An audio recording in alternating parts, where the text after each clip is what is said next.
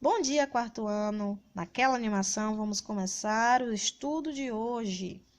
E olha, a nossa aula de geografia vai ser uma revisão do conteúdo que nós já estudamos, tá bom? Então, para fixar na sua mente, nós iremos revisar novamente, iremos rever algumas coisinhas que nós já aprendemos para não esquecer. A questão dos pontos cardeais, os pontos colaterais e os pontos subcolaterais. Já começando com esse mapazinho aqui, ó, para a gente já ter a noção do que nós estamos falando. Os pontos cardeais, né, eles são pontos de orientação ou pontos de localização. Com eles, é possível localizar qualquer lugar sobre a superfície da Terra, ou seja, qualquer direção, não é isso? Claro, com o uso do mapa. Há um instrumento que nós usamos para indicar as direções. O nome desse instrumento, né, é a rosa dos ventos encontrada na bússola, que é um aparelho de orientação. Nós aprendemos que existem ali 4 pontos cardeais, tá? Os outros pontos não são chamados de cardeais. Eles têm ali outras denominações, mas os cardeais, que são os pontos de base, né, são esses aqui, que é o norte, o sul, o leste e o oeste, né? As direções formando ali uma cruz, um para um lado, outro para o outro lado e assim sucessivamente. O norte, ele é representado pela sua inicial maiúscula, né? Então, sempre quando tem o N, nós já sabemos que está se referindo ao lado norte. E ele também recebe outro nome. Pode ser chamado de setentrional ou boreal. O sul já vai ser representado pela sua inicial maiúscula, que é o S. Essas representações em letra que eu estou mostrando para vocês é usada na rosa dos ventos, tá bom? No momento de indicar as direções, não é o nome que está sendo escrito, sim a sua inicial. O sul, ele também pode ser chamado de meridional ou austral. Já o leste, representado pela letra maiúscula, o L, é chamado de oriente. E o oeste, de ocidente. Vamos lá, tá vendo aqui? Essas aqui são rosas dos ventos. Estão sendo ali representadas de diferentes maneiras, porém, têm a mesma simbologia. Elas representam ali as direções no modo como elas devem ser representadas. Tá vendo o N logo no topo ali? O N é o norte. Abaixo, na mesma direção, tem o S, que vai ser o sul. Do lado de cá, o O é o oeste. E do outro lado, tem uma rosa dos ventos, vai ter a letra E, representando o leste. E a outra rosa dos ventos vai ter a letra L, que é a sua inicial. Tanto em uma quanto em outra está correta ali a afirmação das direções. E esta imagem aqui abaixo, que eu estou mostrando para vocês, é aquele instrumento chamado bússola. Na bússola contém uma rosa dos ventos contida nela. E ali ela aponta para uma direção específica. E, a partir dessa direção específica, é possível já identificar as outras direções. Então, observem aí, tá vendo, meus amores, que mesmo sendo diferentes as representações, as cores, a rosa dos ventos ela permanece única, com a mesma direção. Olha só, esta criança, ela está utilizando um meio, um ponto de orientação como base. Que ponto é esse? É o Sol. Por que ele está usando o Sol como ponto de orientação? Temos a certeza de que o Sol, ele nasce no oeste e se põe no leste. Ok, então a direção na qual o Sol está se pondo é o leste. Tá vendo? Está à direita desta criança. Se eu sei que o leste é a minha direita, significa que atrás, né, ou logo abaixo, vai ser o sul, de acordo com a minha rosa dos ventos. E eu sei que na minha frente estará o norte e no lado oposto do sol, o oeste. Não é isso? Então, tá vendo aí como se tornou possível, a partir de um único ponto de referência, localizar os outros pontos e as suas direções? Exatamente, você pode estar fazendo isso também, sabia? De manhã cedinho, antes de começar a nossa videoconferência, né? Você pode estar pegando o sol nascendo e aí você já vai identificar o lado oeste, onde o sol está surgindo. E você saberá que do outro lado será o leste, onde ele irá se pôr, né? Baseado nisso, à frente o norte e atrás o seu sul. É muito interessante, vocês poderiam tentar. Caso não queiram acordar bem cedinho, pode pegar o crepúsculo, que vai ser ali, né? A tardezinha, o pôr do sol e o anoitecer. Então, vocês irão fazer que nem esta criança está fazendo aqui, tá vendo? Está usando pontos de orientação. Aí vem a questão dos pontos colaterais. Os pontos cardeais já foram aqueles 4, né? Os pontos colaterais serão pontos menores do que os pontos cardeais. Estarão entre uma direção e outra, ali bem no meio. Por exemplo, ó, nós temos aqui o noroeste. O noroeste é um ponto cardeal que está localizado no meio entre o oeste e o norte. É uma direção, não é isso? Que cabe ali as duas direções, o oeste e o norte. O nordeste já vai ser outro ponto cardeal, localizado entre o norte e o leste. Tá vendo? Vocês podem observar ali que cada um vai ter a sua representação, né? Em letras maiúsculas. O sudeste já vai ser aí o ponto colateral que está localizado entre o leste e o oeste. Perdão, entre o leste e o sul. E o sudoeste entre o oeste e o sul. Beleza. Cada um representando ali, né, a sua inicial na rosa dos ventos. Depois dos pontos colaterais, né, nós já vimos os cardeais, que são os 4 bases. Os colaterais que estão entre os cardeais, né, são mais 4. E aí vem a questão dos pontos subcolaterais, são regiões menores, direções ali, né, diferentes das que estavam sendo apontadas anteriormente. Entre os pontos cardeais e colaterais, há outros pontos menores ainda que se chamam subcolaterais. E nós temos 8 pontos subcolaterais. Eles são denominados desta maneira. Tá vendo como os nomes são grandes? Por isso esses nomes não são colocados na rosa dos ventos. Somente as suas iniciais. O nor-nordeste, leste-nordeste, leste-sudeste, sul-sudeste, sul-sudoeste, oeste-sudoeste, oeste-noroeste e nor-noroeste. Tudo isso aqui nós já chegamos a estudar na aula passada, não foi isso? E observem que a cada pontinho que nós estudamos vai aumentando a quantidade de letras que são representadas, não é isso? Os pontos cardeais é somente a inicial, não é isso? Os pontos colaterais já são 2 letras. E os subcolaterais, 3 letras. À medida que for ali diminuindo as direções, aumenta a quantidade de letras a serem representadas. E aqui está todo mundo junto. Tá vendo como está essa rosa dos ventos recheada?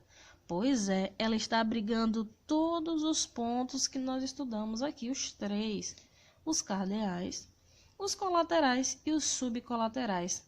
Mas as letras maiores são o quê? As de base, o norte, o sul, o leste e o oeste. Pronto. Tá vendo, meus amores? Então, quando eu perguntar a vocês qual é o símbolo utilizado para representar as direções, os pontos cardeais, colaterais e subcolaterais, os pontos de orientação, vocês já saberão me dizer que é a rosa dos ventos. E onde pode ser encontrada, em qual instrumento pode ser encontrada este símbolo, essa rosa dos ventos? Na bússola, né? E onde se localizam os pontos colaterais entre os pontos cardeais? Aí perguntar a vocês onde se localiza o Nordeste. Aí vocês vão dizer entre o tal e o tal. Já vão estudando aí, se preparando, tá bom? Porque caso a gente já tenha uma arguiçãozinha sobre isso, vocês já estejam com a resposta na ponta da língua, já bem preparados. Então, meus amores, aqui foi a nossa revisão de geografia. Vou deixar um pequeno intervalo com vocês aqui antes da nossa próxima aula, tá bom? Fiquem ligadinhos.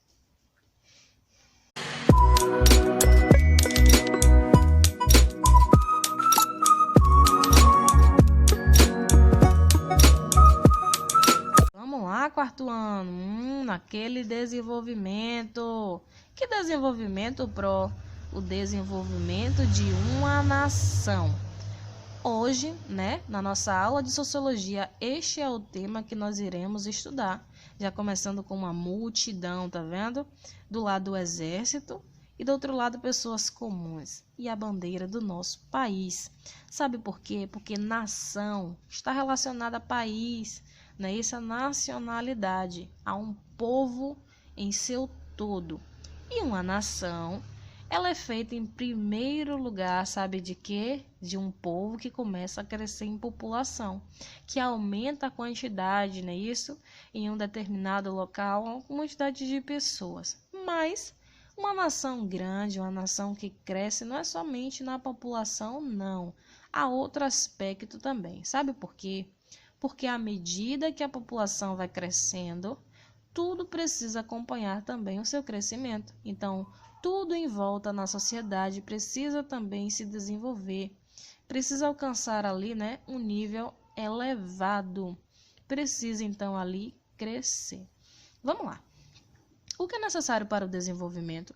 Nós estamos falando em desenvolvimento de uma nação, de um povo em seu todo. Lembrando que uma nação ela vai envolver pessoas diferentes, de tamanhos diferentes, famílias diferentes, né? Isso não importa. Mas sendo parte, né, isso, de um país, nós chamamos então esse povo de nação. As organizações governamentais, como prefeitura, como governo, não é?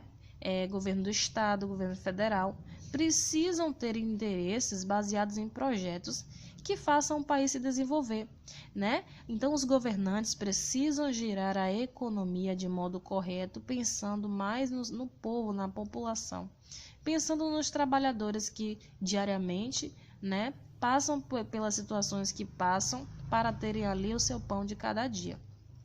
E esses interesses, né, baseados em projetos, eles precisam ser estratégicos para que não falte o necessário a uma vida digna para as pessoas. E o que seria este necessário?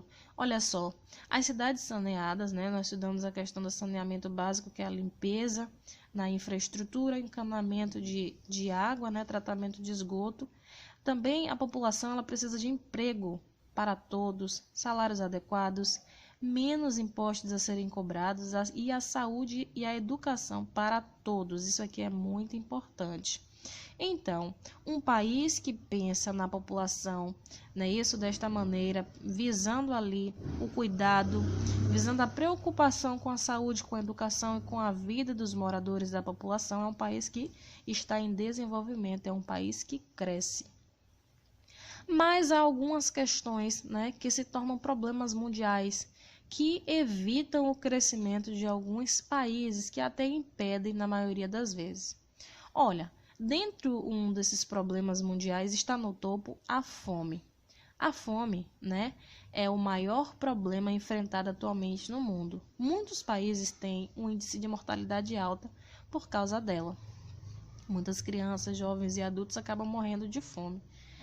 Uma nação que se desenvolve é aquela nação que, em primeiro lugar, olha para o seu povo e busca caminhos para que as questões básicas não faltem, como eu já falei anteriormente para vocês aqui. Não é isso?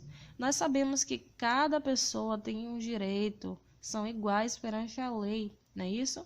As crianças são protegidas pelo ECA. Nós sabemos que é o Estatuto da Criança e do Adolescente, onde assegura que toda criança tem direito a lazer, à saúde, à educação e à alimentação em um lar, uma família. E não só para as crianças, os adultos, os jovens também têm leis que os protegem, que asseguram ali, né, uma vida digna, que pode e deve ser promovida por governantes do país. O Japão é um grande exemplo de nação. Antes de falar sobre o exemplo do Japão, né, observem que neste período que nós estamos vivendo, a pandemia, o governo brasileiro, né, por meio de votações, de pressionamentos, criou o programa do auxílio emergencial, onde visava cuidar do povo mais carente que foi afetado, né, pelos impactos do coronavírus, foi impedido de trabalhar, de ir na luta para buscar o seu pão de cada dia. Então, este auxílio é uma ajuda, né, que está ali presente na vida de todos os brasileiros carentes, que necessitam ali de um cuidado específico, e é disso que eu quero falar para vocês, que uma nação que cuida dos seus moradores, da sua população, é uma grande nação. Não precisa ter muito dinheiro, não precisa ser rica, ter grandes laços comerciais, mas se começar com todo esse cuidado, ela já vai ser uma grande nação. E o Japão se enquadra justamente neste exemplo de uma grande nação. Sabe por quê? Olha, um grande exemplo de desenvolvimento que envolve cuidado com o meio ambiente, isso é primordial, envolve o respeito aos idosos, ao cuidado, né, o reconhecimento e também, né, o cuidado com as pessoas de necessidades especiais, que na maioria das vezes acabam sendo excluídas por padrões da sociedade. Uma preocupação também com a saúde, com a educação para todos, mesmo ali enfrentando a questão da superpopulação que é encontrada hoje atualmente no Japão. Então, mesmo com esses problemas, mesmo com esses desafios, o Japão ele não abandonou nem sequer um dos seus moradores, nenhuma pessoa que participasse ali da sua população. Por quê? O cuidado com a reciclagem faz desse país um dos melhores exemplos de cidadania. É uma nação unida, solidária, uma nação que está ali disposta a ajudar, né? Isso um ente querido, não precisa nem ser familiar, mas reconhece de que todos nós somos humanos e precisamos uns dos outros, porque não vivemos sozinhos no mundo. Olha só essas imagens aqui, ó. E a primeira imagem não poderia deixar de mostrar para vocês. No Japão, o único profissional que não precisa se curvar diante do imperador, sabe quem é? O professor. Então, vocês já podem perceber a partir desta imagem o reconhecimento que os japoneses, né, esta nação tem para com os professores. Então, né, pois, segundo os japoneses, numa terra que não há professores, não pode haver imperadores. Lá na frente nós iremos falar sobre isso, sobre a importância da educação, né? No Japão, vocês sabiam que as crianças, desde pequenas, elas já limpam a escola na qual elas estudam? Pois é, não tem zelador não tem faxineira não. São os próprios estudantes que limpam a sua bagunça. E não são só crianças não, jovens também e adolescentes. Eles limpam as escolas, eles lavam os banheiros, e isso aí não é trabalho infantil nem exploração não, tá? Isto é disciplina, são princípios, né, isso que fazem parte também da educação. E também as crianças, elas desde cedo já aprendem, né, a questão da cultura, aprendem as diferenças e a respeitá-las. Observe aqui nesta última imagem, tá vendo essas pessoas, esses moradores, o que é que eles estão fazendo? Limpando as ruas. É difícil, é muito raro a gente ver isso aqui no nosso país, não é? As pessoas se juntando para cuidar do meio ambiente desta maneira, sem pedir nada em troca. E isso tudo acontece no Japão. Aqui, né, eu queria falar para vocês a questão, né, do reconhecimento do professor e da educação. A educação, ela gera crescimento. Por quê? Observe.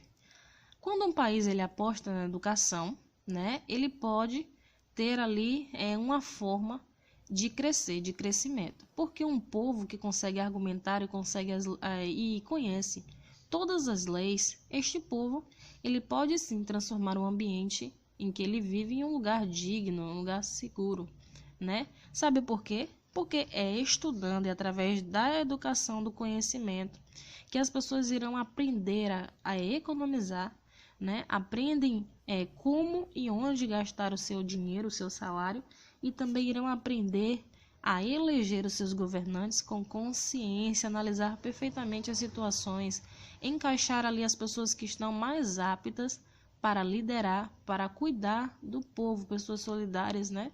Que não tenham corações amargurados e interesses pessoais. Então, essa aqui foi a nossa aula.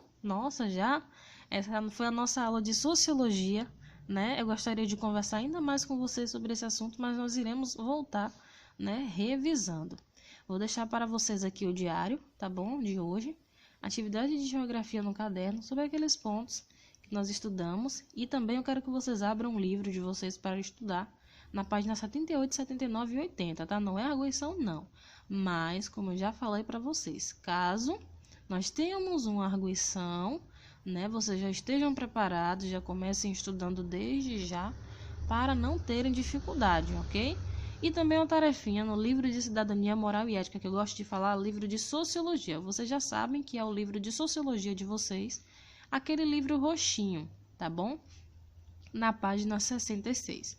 Mas, claro, vocês irão dar uma estudada na página 62 e página 63 do livro de vocês. Ok, meus amores? Qualquer dúvida, pronto aqui, disponível no PV para vocês estarem perguntando, ok? Beijos!